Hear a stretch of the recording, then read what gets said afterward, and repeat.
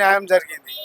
దళితులకు న్యాయం, అంటే ఏం న్యాయం జరిగింది? ఏ దళితులు ఉన్నారు, విధమైన న్యాయం అట్టాంటి జరిగింది? వర్గాలు ఉన్న దళితులకు దళిత బంధు చొప్పున మనిషికి ఇంటికి 10 లక్షలు, ఇంటికి 10 లక్షలు కొంతమందికైనా న్యాయం జరిగింది. ఆయన ఉన్నంతసేపు రైతు బంధు పడ్డది, రైతు భరోసా పడ్డది.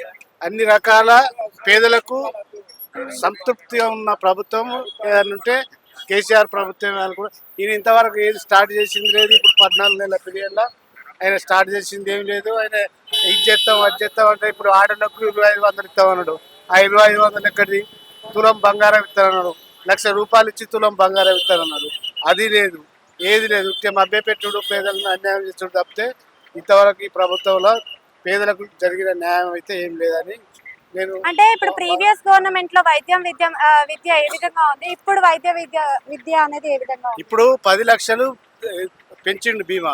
అది ఇంతవరకు అమలు కాలే. డాక్టర్ ఏదన్నా బాగా రోగం వచ్చి డాక్టర్ దగ్గరికి పోతే ఆరోగ్యశ్రీ నడతలేదు, ఇలా పైసలు వస్తలేవు, మాకు పెండింగ్ బిల్లులు రావాలి.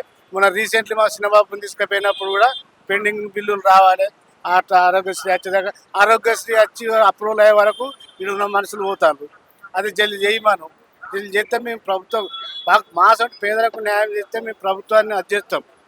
కాకపోతే ఏంటంటే ఇప్పుడు ఇంతవరకు వాళ్ళ దాంట్లో వాళ్ళని పెట్టుకుని కొట్టుకునుడు, ముఠాలు ఇవన్నీ ఇప్పుడే అయినాక ఇంకా 2-3 ఏళ్ళ వరకు ఇంకెంత అది ఉంటుందో అది దాదాపు తెలిసిపోతుంది.